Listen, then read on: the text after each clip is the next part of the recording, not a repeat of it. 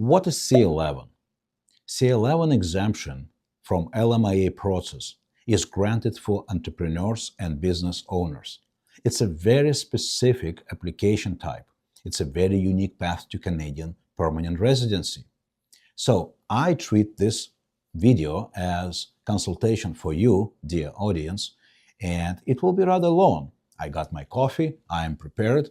If you need to grab a tea or coffee, please do so, take a break, and return to this video. At the end of this video, by the way, I will spend some time explaining how to transition from this temporary status to permanent residency in Canada, because there is a way. Well, let's start with value features for applicants. Why it's important, why it's useful for people to utilize opportunities that belong specifically to C11 path to Canada. Let me start with explanation and certain definitions that immigration use for this particular type of visa as internal points of orientation, how to understand if the applicant is genuine. So value features for applicants include facts like business ownership and control, because owners must have over 51% control over the business. If you have less, then you have to watch our video about C10 or simply business visitors. We have both on our website. Very valuable resource. So coming back, this visa is exempt from LMIA market, meaning you're not competing with employment market in Canada, and work authorization granted specifically because you are entrepreneur.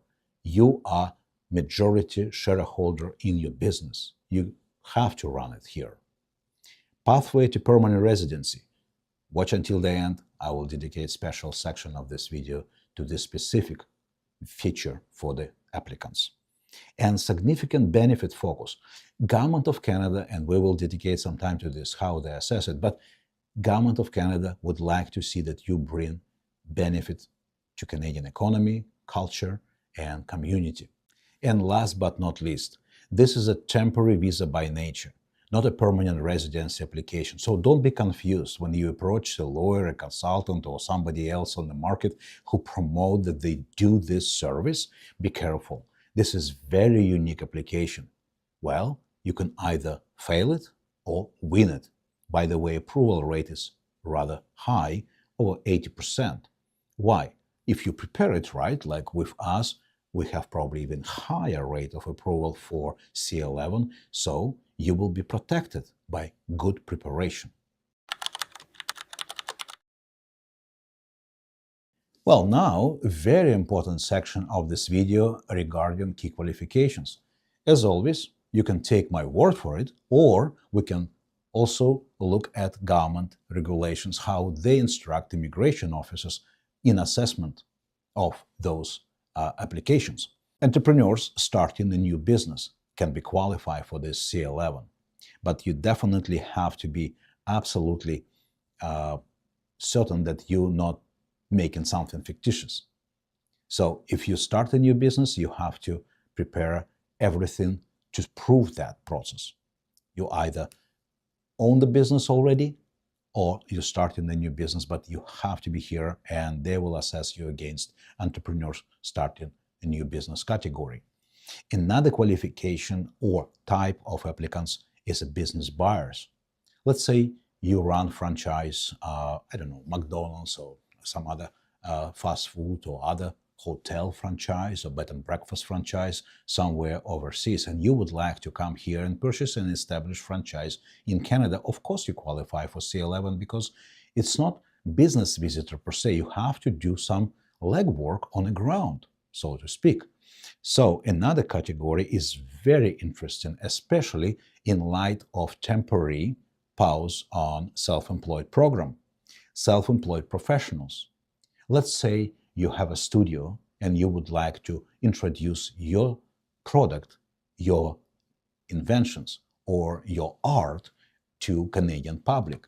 You want to establish yourself here, and it's essential that you here and you benefit from this particular type of visa. And one particular category is very interesting. Founders that intend to transition to permanent residency category. Sometimes people say, well, why don't we apply directly for PNP or something else? Well, that requires a lot of resources. Why risk a lot of money if you can start slow and, well, not too slow, but with minor investment, with affordable structure that you can maintain without risking huge investment and long-term commitment. That's very important. Equally important is another moment, how people can apply, where they're supposed to be. They're supposed to be overseas or they're supposed to be in Canada? Not quite. You can apply from both locations, but if you're in Canada, you have to be not on a visitor status. You have to be on a work permit or study permit. And by the way, we have founders who apply for C11 LMA exemption based on their own business while they were attending university or postgraduate program or PhD program or MBA. That's very well qualify them for C11 as a basis. So if you're overseas, that's fundamental for you to understand. You apply from overseas, presenting everything to the local consulate. So you count on you're at the mercy of local professionals at the consulate if they understand business. Usually, majority of consulates, they have 1 or 2 or 3 professionals who specialize in business applications. Well, the whole title of C11 is about significant benefit to Canada. But people always ask me, Dr. Alex, but what exactly we need to bring to Canada so Canada can consider this as a benefit? Well, again, without long overdue, we would like to dive into definitions provided by the Government of Canada. How Government of Canada assess benefits for Canadian society? Job creation. Well, kind of obvious, but you have to understand, if you're creating sustainable business, above minimum wage jobs for Canadians, don't you think Canada would welcome you? Of course. Innovation. Commitment from Canada, and by the way, you can look at latest announcement of Canadian government. Innovation is welcome to Canada, and especially in time when startup visa, the very attractive program is on temporary pause. This particular feature of C11 is magnificent, especially for innovators. Okay. Another very valuable criteria is rural or underserved regions of Canada. Trust me, with high concentration of population in 5-6 major cities along the border with the United States, the rest of Canada can be considered as rural or underserved region. And that's exactly the point of this particular criteria for government to assess if your business will be available in this or that community outside big urban centers. Market development. If your business support Canadian exports, if your business expanding into new diverse markets, and many people thinking, oh, I can probably establish something in Canada and export something from Canada to my own market, which I know very well. Right way of thinking, but needs some polishing here. And that's why you need us, I guess. Economic benefits as a whole cover general description of how business can generate opportunities for Canadians to be employed, to develop local markets, and definitely bring benefit of innovation and new technologies into Canada. So those five major categories we identify as definition for Canadian benefit, which will be basically foundation for your application on the C11 path. Well, I know you're waiting for this part most of any other information in this video. How to transition, if you undertake this path, how to transition from C11 to permanent residency in Canada.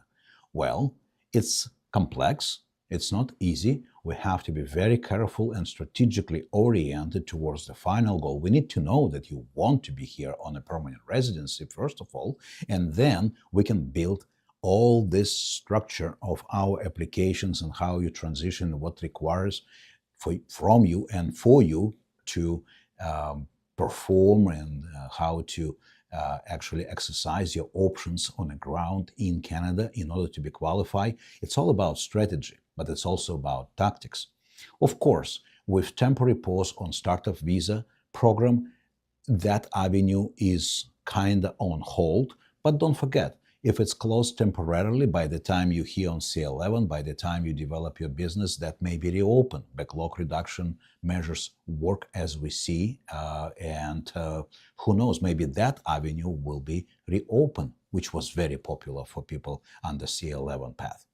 Another avenue, of course, based on a province where you're located, apply and transition yourself into provincial nominee program, because you already proved that you're useful for Canadian society and regional communities in that specific province.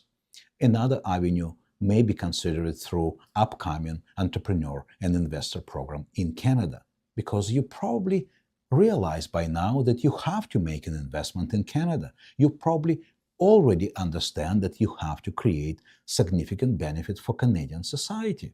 Well, that's exactly what those programs, upcoming programs, will be all about.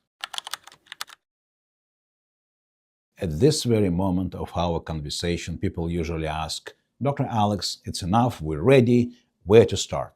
Well, the best way to start is to order business consultation. You can find link in the description below. And why we suggest that particular step? Well, because we need to understand you, our client. We need to understand your background, your specific needs, your family composition, your potential settlement plan. We need to add value to your life, not suggest something that will contradict your intentions. And definitely that is the way for us to assess you and then offer you consultation and then discuss all paths available for you and the best steps to undertake that path going forward. With this, I would like to hear your opinion, your comment in the section below. You can leave your question or comment. And if you find this video interesting and useful, please share it with someone who can benefit from this.